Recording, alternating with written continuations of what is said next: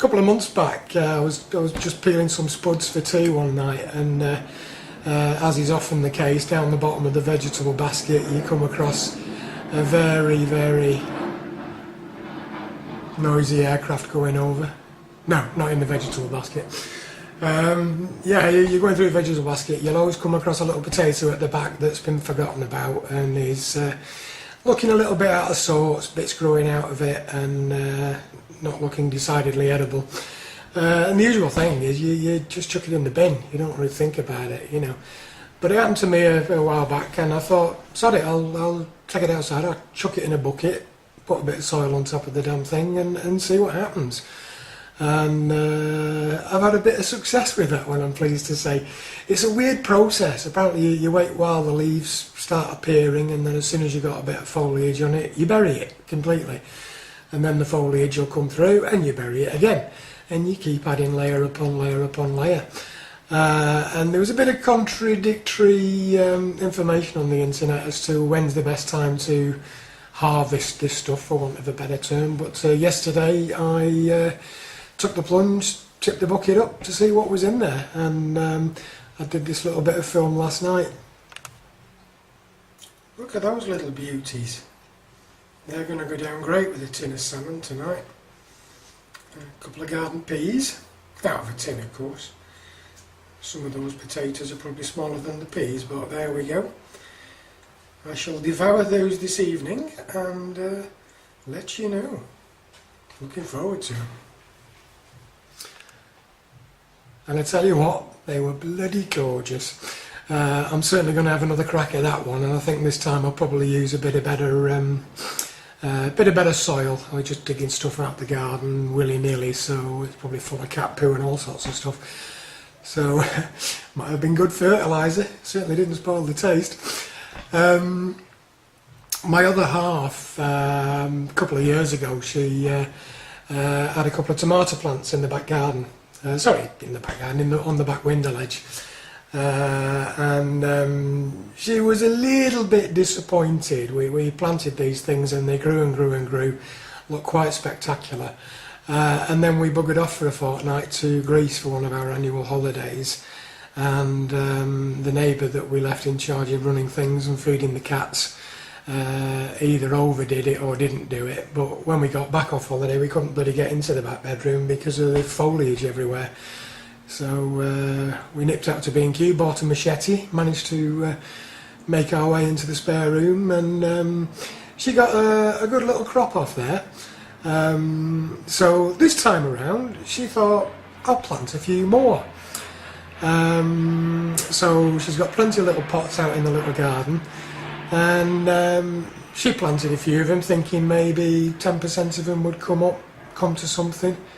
Well, I tell you what, the whole bloody lot came up. Let's come and have a look at this lot.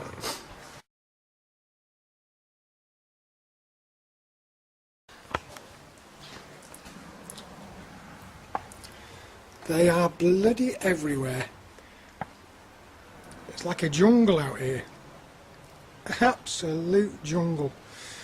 Some of them are beginning to show signs of development, which is very nice. And what we've got out here is, dare I suggest, about a third of what we originally had. We just had so many of them, we had to give most of them away to family and friends. Carol spent a lot of time yesterday thinning them out. Apparently that's what you need to do to give them a bit of sunlight, so there's got a better chance of cropping. So yeah, we can move a little bit better out here than we used to be able to, but hopefully we're going to get plenty of tomatoes this year, which is brilliant. Apart from one thing, I fucking hate tomatoes. The fruit of the devil as far as I'm concerned. I don't know whether it's a psychological impact from something that might have happened to me as a child, whether somebody threw one at me and put me off for life, God only knows, but it's all the phlegmy and seedy bits in the middle. I just, quite frankly, it disgusts me for some bizarre reason. And it's strange because I love tomato soup, I love tomato sauce, I'm even fond of the occasional Bloody Mary. But, you know, pastas, pizzas, tons of tomato stuff on that. Although, I must admit, if I come across any big bits, I do tend to pick them out. So, I'm just faddy. That's my problem. We got a bit of sunshine out here today, to make a change. They don't call it the rainy city for nothing over here. So, one of these days I'll give you a proper tour of the garden. There's his little garden pond, looking a bit clogged and overgrown at the moment. There's certainly plenty of frogs and newts in that bugger. And we've got another arrival, departure into Manchester Airport. Good to see they brought a bit of sunshine back with them. The other thing we've got growing here is these buggers. Blackberries. Absolutely fantastic. We've got so many of these in the valley down the road.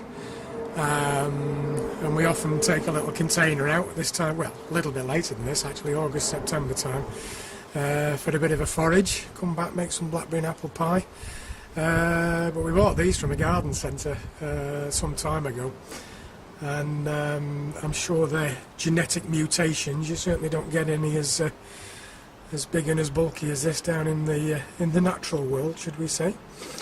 But initially we had these in a pot last year, and we got a few off them. We were able to make a few pies and bits and pieces, but it was a little bit disappointing. So this year we've decided that we'll plant them in the border, and I don't know what it is. I've got my suspicions. Round this neck of the woods, 100 years or so ago, there was a lot of coal mining activity.